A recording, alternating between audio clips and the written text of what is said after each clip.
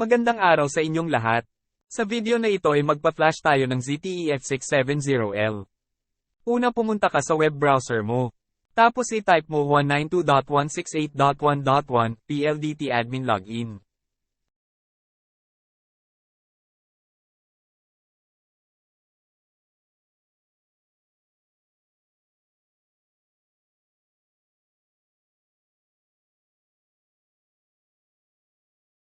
Tapos type mo ang admin ng PLDT ZTE F670L.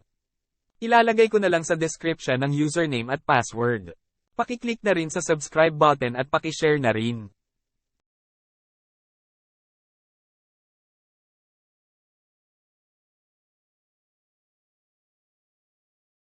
At pag napasok mo na ang admin, gumawa ka ng bagong username at password. At take note, dapat tandaan mo dahil yan ang gagamitin mo pagkatapos mong ma-flash ang ZTE F670L.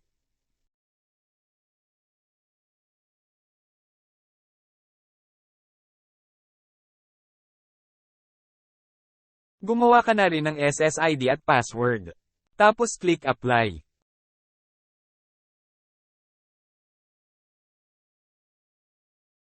At sa dashboard na ito dito ka na magpa-flash sa modem mo. Pindutin mo ang management. Tapos system management. Tapos pindutin mo software upgrade. At sa puntong ito hanapin mo ang bin file ng ZTE F670L.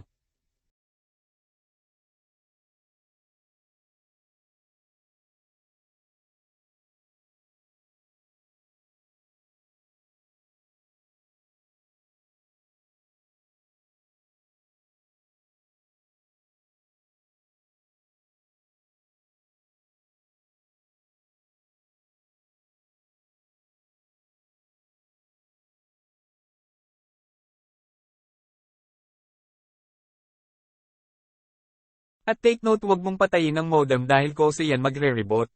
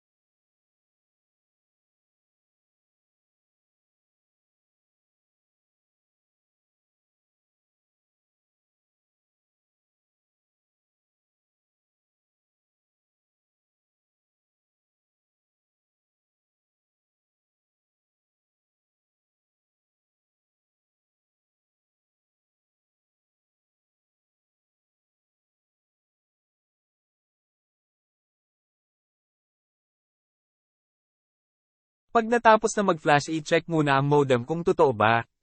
Reload mo lang ang browser mo.